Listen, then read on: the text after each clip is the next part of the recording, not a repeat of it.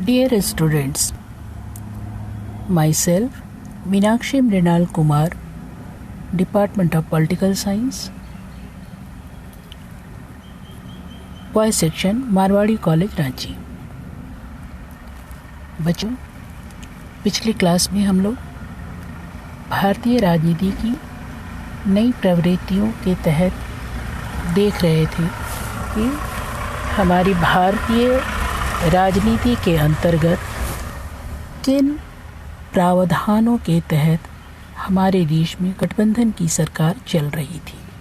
गठबंधन की सरकार के अनुभव का साझा किया था। इसके तहत हम लोगों ने देखा कि गठबंधन सरकार की कैसी नकारात्मक प्रवृत्तियां और सकारात्मक प्रवृत्तियां उभर कर सामने आई थी। आज हम लोग देखेंगे भारतीय राजनीति के अंतर्गत क्षेत्रीय दलों का क्या उपयोगिता रही, क्षेत्रीय दल और गठबंधन की राजनीति की बढ़ती हुई जो भूमिका थी वो किस प्रकार 90 के दशक में गठबंधन की सरकार का कामयाबी से अपना कार्य पूरा कर पाया था। तो 90 के दशक में हम लोगों ने देखा कि क्षेत्रीय दलों की भूमिका अत्यंत महत्वपूर्ण हो गई थी, जिसने बड़ी पार्टियों जैसे भारतीय राष्ट्रीय कांग्रेस, भारतीय जनता पार्टी, जनता दल आदि जो थे, इनको विवश किया कि वे एक ऐसी छोटी पार्टियों को अपना तालमेल बिठाएं छोटी पार्टियों के साथ, और इसके अंतर्गत लालू प्रसाद यादव को अपना घोर विरोधी मानने के बावजूद कांग्रेस ने बिहार में उनकी सरकार को समर्थन दिया था।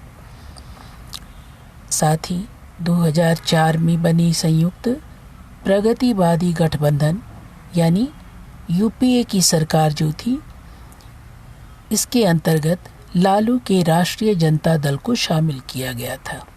इसी तरह उत्तर प्रदेश में कांग्रेस ने मुलायम सिंह की सरकार को समर्थन दिया, क्योंकि उसका समाजवादी दल केंद्र पर संयुक्त प्रगतिवादी गठबंधन का घटक बन गया था।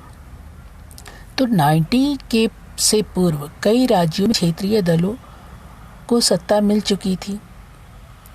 हम पहले भी देखे हुए हैं कि हर राज्य में अपनी क्षेत्रीय पार्टी के आधार पर, जैसे क्षेत्रीय दलों में हम लोगों ने देखा कि बहुत सारे हर राज्य के अपनी क्षेत्रीय पार्टियां भी हैं। जैसे तमिलनाडु में द्रविड़ मुनेत्र कषगम है, अन्ना डीएमके है, आंध्र प्रदेश में तेलुगु देशम है, पंजाब में शिरोमणि अकाली दल है, असम में असम गण परिषद तथा जम्मू कश्मीर में नेशनल कॉन्फ्रेंस आदि की पार्टी है।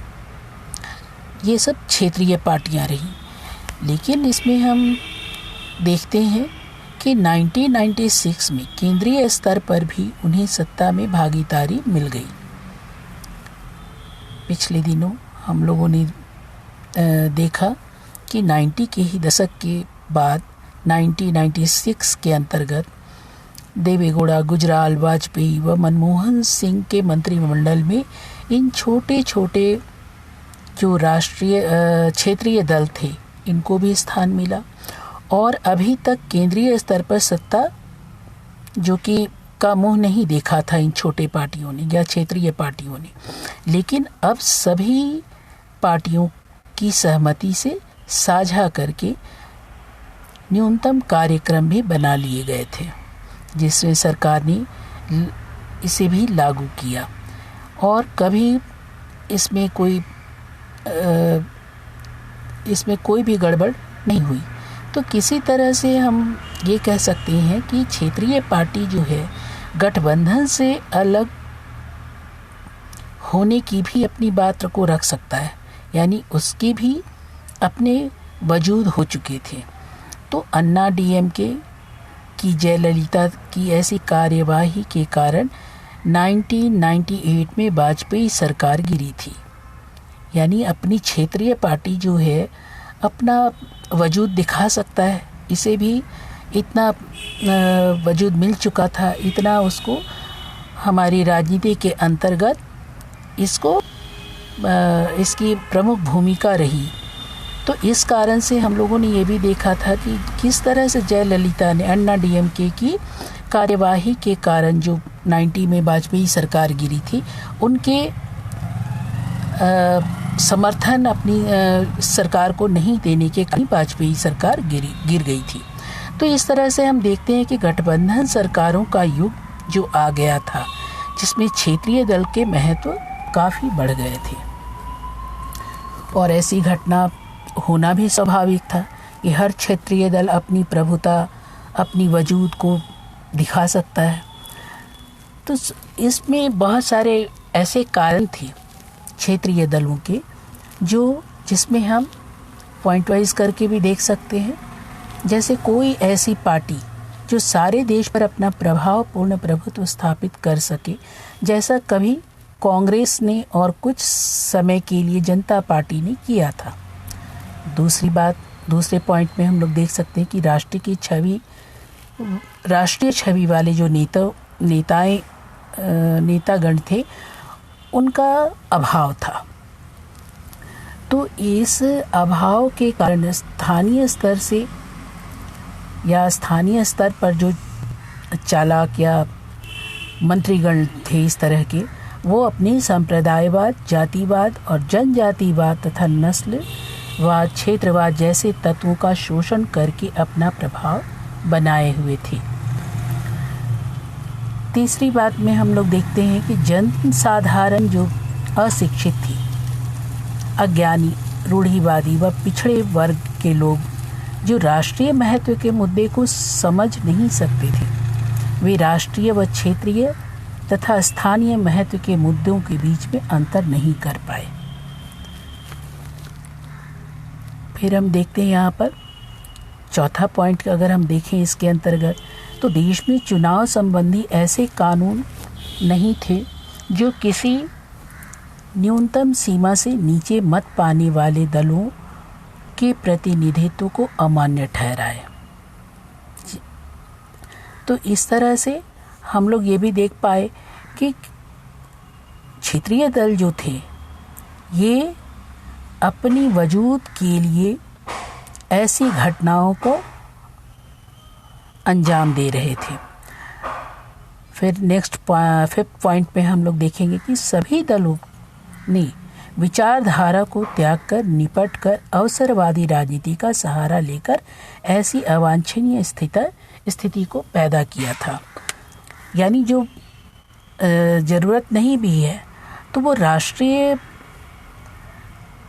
पार्टी के साथ या राष्ट्रीयता के आधार पर या सरकार पर ये दबाव बना सकता था कि उनकी क्षेत्रीय ज़रूरतों को जल्द से जल्द पूरा किया जाए, या क्षेत्रीय बातों को वो राष्ट्रीय स्तर पर हावी बना लिया था। तो यहाँ पर बहुत सारे आलोचक उनका ये भी कहना था कि क्या यह सब उचित है? तो इसे भारतीय राजनीति का पतन या विखंडन नहीं कहा जा सकता है। क्या यह वही राजनीति है जिसकी अपेक्षा महात्मा गांधी ने की थी?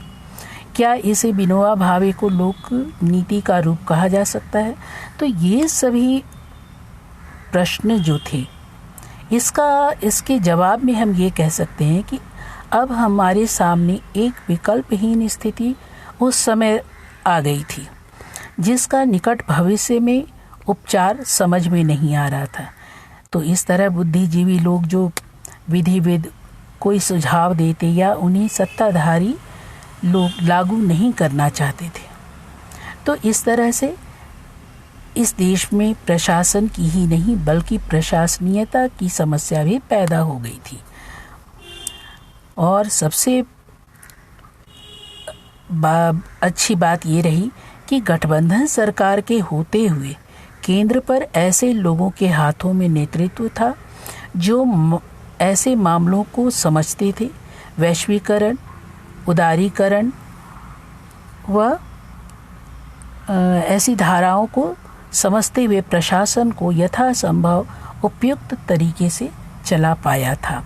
तो राजनीति दल के समक्ष उस समय हमारी जो सरकार चल रही थी 90 के दशक के बाद से हमारे देश में जो गठबंधन की राजनीति आई, उसके तहत हम लोगों ने, हमारी देश की सरकार ने ये निश्चय किया कि गठबंधन की सरकार को चलाने के लिए हम क्षेत्रीय पार्टियों के साथ भी गठबंधन करके सरकार को चलाएंगे।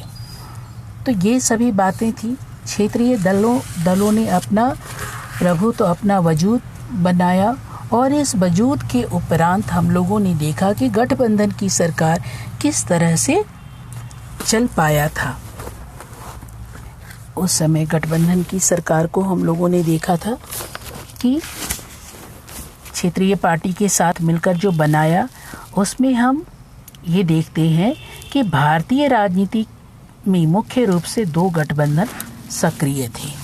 एक थी भाजपा के नेतृत्व वाली गठबंधन और दूसरा था कांग्रेस के नेतृत्व वाली गठबंधन, यानी एनडीए और यूपीए जिसे कहा गया। एनडीए क्या था? नेशनल डेमोक्रेटिक अलायंस, जिसे एनडीए कहा गया, और ये भारतीय जनता पार्टी के नेतृत्व में काम कर रहा था। दूसरी पार्टी थी यूनाइटेड प्रोग्रेसिव अलायंस, यूपीए की गठबंधन। ये कांग्रेस के प्रभुत्व में सरकार चला पा रही थी। तो इस तरह से हम लोगों ने देखा कि 2009 में चुनाव के जो तीसरे मोर्चे या चौथे मोर्चे की जो चर्चा हम कर सकते हैं, इस चर्चा के आधार पर इस तरह की गठबंधन सामने आई थी। यानी एक था यूपीए की सरकार, दूसरी थी एनडीए की सरकार। यूपीए की सरकार में क्या था? यह गठबंधन कांग्रेस के नेतृत्व में काम किया और यह गठबंधन 2004 के चुनाव में अस्तित्व में आ गया था। अभी तक 2 बार, यानी 2004 और 2009 में इसने केंद्र स्तर पर सरकार बनाने में सफलता प्राप्त की थी और उस समय सोनिया गांधी इसकी अध्यक्ष रहीं। इसमें कांग्रेस के अतिरिक्त अन्य प्रमुख दल भी थे, क्योंकि हम लोगों ने देखा है कि गठबंधन की सरकार 2 या 2 से अधिक पार्टियों के साथ मिलकर अपनी गठबंधन की सरकार को चला पाती है। तो यूपीए की सरकार के अंतर्गत और कौन कौन से पार्टियां थीं, जिसमें एक था तृणमूल कांग्रेस, द्रविड़ मुनेत्र कषगम, झारखंड मुक्ति मोर्चा, केरल कांग्रेस, राष्ट्रीय कांग्रेस पार्टी, मुस्लिम लीग, नेशनल कॉन्फ्रेंस तथा इस तरह के केरल आदि के राज्य की समिति आदि मिलकर के यूपीए की सरकार बनी थी। फिर हम देखते हैं यहाँ पर आगे कि राष्ट्रीय लोकतांत्रिक गठबंधन क्या था, यानी एनडीए की सरकार। ये गठबंधन जो था वो भारतीय जनता पार्टी के नेतृत्व में आया था और पहली बार यह गठबंधन 1998 के चुनाव के समय अस्तित्व में रहा। इसमें शामिल होने वाले दल भी बदलते रहे। 2009 की स्थिति के अनुसार इसमें भाजपा के अलावा मुख्य रूप से शामिल दल थे शिवसेना, जनता दल यूनाइटेड, राष्ट्रीय लोक दल, असम गण परिषद, तेलंगाना राष्ट्र समिति। ये सभी जो थे गठबंधन की सरकार बनाने के लिए एनडीए के तहत 1998 में आंशिक सफलता प्राप्त किया था। लेकिन 99 में लोकसभा चुनाव के आधार पर जो सरकार बनी, इसमें गठबंधन की सरकार नहीं बना पाया था। तीसरी मोर्चा क्या था इसमें? इस दल में वे दल शामिल थे जो भारतीय जनता पार्टी तथा कांग्रेस के नेतृत्व वाले गठबंधन में शामिल नहीं थे उस समय। तो प्रायः प्रत्येक लोकसभा चुनाव के समय तीसरे मोर्चे का भी गठन की बात उठाई गई थी, जो 2009 के चुनाव के समय इस मोर्चे ने गठित किया था। और निम्न दल में शामिल थे मार्क्सवादी पार्टी, भारतीय साम्यवादी party, all India forward block, revolutionary socialist party, Telugu Desam party, तथा बहुजन समाजवादी पार्टी थे।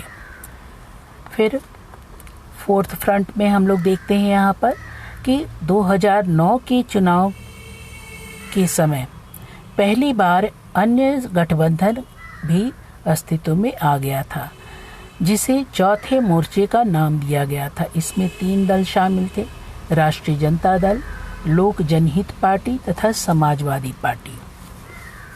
तो इस तरह से हम लोगों ने देखा कि क्षेत्रीय पार्टी जो हमारे भारत के अंतर्गत रही, भारत राज्यों के अंतर्गत रही, इन क्षेत्रीय पार्टियों का भी दबदबा गठबंधन की सरकार बनाने की फलस्वरूप बढ़ गया था। और इस आधार पर क्षेत्रीय पार्टियां जो थीं अपने क्षेत्र के उत्थान के लिए, अपने क्षेत्र के विकास के लिए ऐसे कार्यक्रमों को या अपने पक्ष में सरकार को काम करने के लिए विवश भी किया था। ऐसा अगर नहीं करती है हमारे गठबंधन की सरकार, तो वो अपना समर्थन वापस भी ले सकता था, जिससे सरकार फिर से गिर सकती थी।